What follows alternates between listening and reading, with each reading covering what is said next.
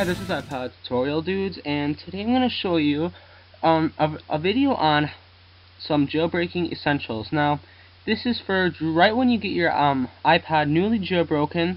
If you've never done it before and you don't know what to get, this is going to be a video that helps you show you some of the very most basic outlines of this. So, I'm going to show you four very important apps you should get from Cydia. I'll show you how to download stuff from Cydia, and I'll show you how to add sources. Now, first I'm going to show you how to download stuff from Cydia. So, you don't have to worry about what I'm installing. I'm going to show you how to install it. So, when you click on an icon or something, it's going to look like this. You're going to go to the top right hand corner where it says install. Touch that.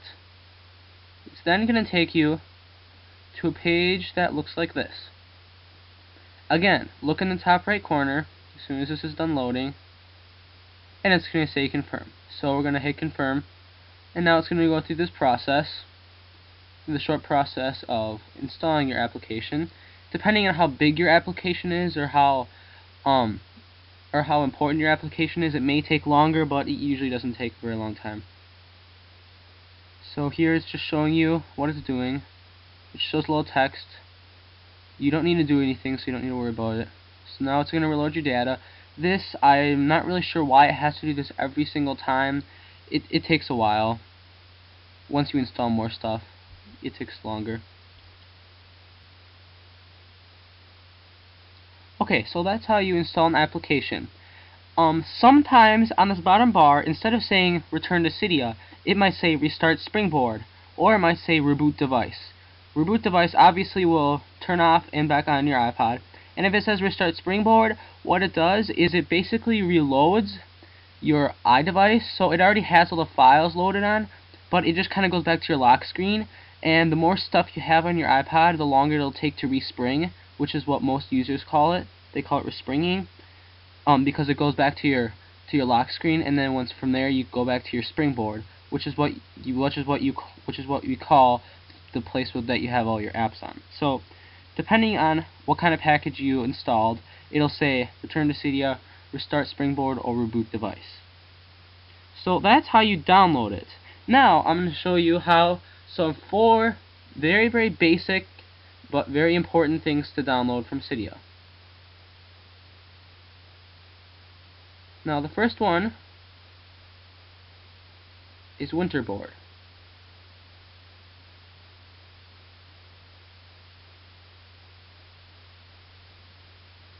The function of this app is to set themes, just a whole lot of stuff on your iPod. You can set themes, backgrounds, lock screen themes, application themes, so it'll make the faces of your icons look different. The Winterboard can just do a whole lot of stuff, and it's continuously being updated by the maker of Cydia. So this is a very common app that everyone has. So Winterboard is going to appear on your Springboard like this, and what you're going to do is you're going to open it here, and you're going to don't worry about messing with any of these settings up there. Just down here select themes. Now it comes with a bunch of stuff, and like I said, you can install more stuff from Cydia, but I'm not going to go through it right now. It has a bunch of basic stuff, like if you see here, transparent dock, and it has a whole bunch of stuff. You can select stuff by touching it, and you can move stuff around like that. And then once you're done, if you select something, right here, what it'll say is it'll say respring over here on the upper left hand corner. So then you can touch that, or you can just close out of the icon normally and it will automatically respring. So that's what Winterboard does, and it can set all kinds of themes that'll change the look. It'll set all kinds of themes that'll change the looks of your iPod. Now the next thing you want to get is Sbs Settings. Now what this is it's a very nice way of just like changing your brightness, turning off and on your 3G, your Wi-Fi. You can respring your device, reboot your device. There's a whole lot of handy functions. So you're going to want to get SBS Settings. So SBS Settings can be activated by sliding your finger across the top status bar from left to right. So if I do that, it pulls down SBS Settings. Yours won't look like this because I have applied a theme to my SBS Settings. But this is what it's going to look something like this. Now, as you can see here, it has some stuff that I added to it, like OpenSSH right here, VNC, but it comes with Wi-Fi. You can adjust the brightness from here, which is really nice. So you can do it when you're inside of an app too. That's a really nice feature. And it also has power. If you touch that, it gives you a bunch of options to reboot, which means to restart it, power off, lock, or safe mode. Safe mode is if your iPod's crashing a lot, you can go into safe mode and it'll make it run, and make your iPod run a lot safer. And as you can see here, it has more. Now, this is processes. This shows what it's doing. You can free up your memory too. And when you do more, it has this. And it has a couple different things. It's set toggles. What this does is it has a bunch of different stuff you can add, like phone. You can add location, fast notes. It has a bunch of stuff you can add. You can add more rows to it as well. Activation methods. Now this is in case you don't want to activate it by sliding your finger. If you see here, swipe right, and I can swipe it left and right, and it'll still activate SBS Settings. You can do it so you can. It has a description of how to use it, like press both buttons simultaneously, volume buttons. It has a whole bunch of different ways to activate it. That's another thing. And your SBS Settings theme, as you can see here, of course, Winterboard. SBS Settings options.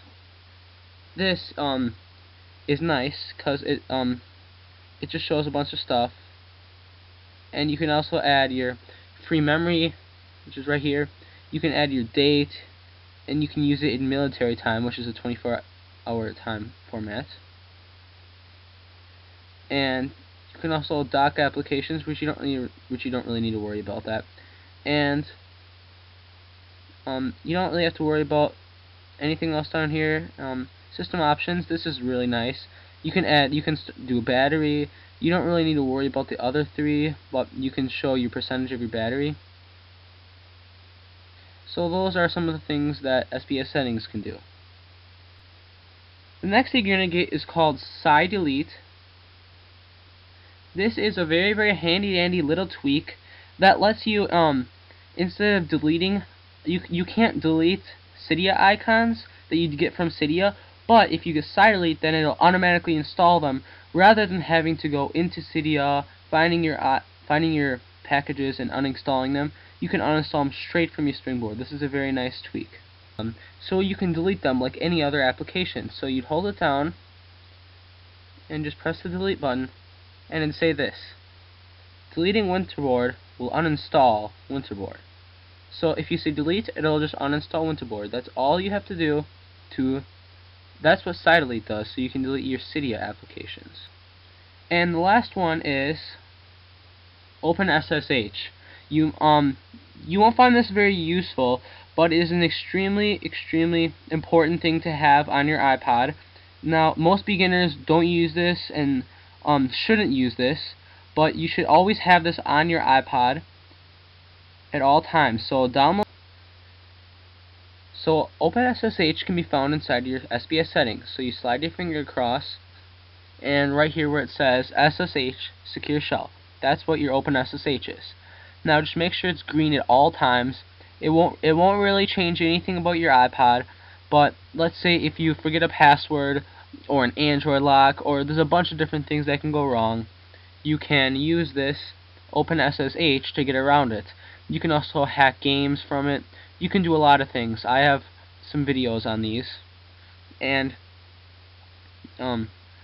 this is just an important thing to have at all times on. And some other things that will download with the packages I showed you would be something like Activator, libhide, mobile substrate, some libraries and directories that will download with the packages you're downloading right here. So now I'm going to show you how to add a source. Now, as you can see here, you go to Manage and then click the middle one, which is Sources. Now, what a source is I'll show you an example. Now, what this has is it has stuff you can download from the source. Now, near the beginning of jailbreaking, during the early versions of iPods, most people stayed away from sources because they oftentimes could contain viruses. Now most of the sources are pretty good, and you can watch my video on some of my favorite sources. But here I'm just going to kind of show you the interface. So let's go to this one, Sinful iPhone Repo. As you can see here, it has just a bunch of stuff here. This is some of the same stuff it has on Cydia. Now, the main point of sources is so you can get stuff you can buy in Cydia, because Cydia wants to make money somehow, so they have you buy stuff from Cydia. But most sources you can get stuff from Cydia for free. Now, this really I don't think is illegal, because the guy who created Cydia says that the whole purpose was so you can have everything free. And now I'm going to show you how to add a source. You go on the top and say Edit, then Add, then it'll pop up like this. Now, don't enter just any source you want, like Google or anything. Only enter sources that have certain source codes. So I'm going to enter this one.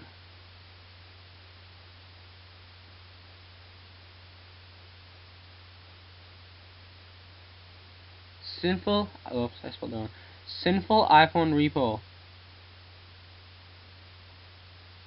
Now what you do is just say add source, and it adds the source the same way it adds a package or an application onto your iPod.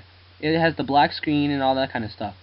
And when you're done, it'll show up like right here, and you just click on it, and just like that, you have your new source. So that's how you add sources onto your iPod.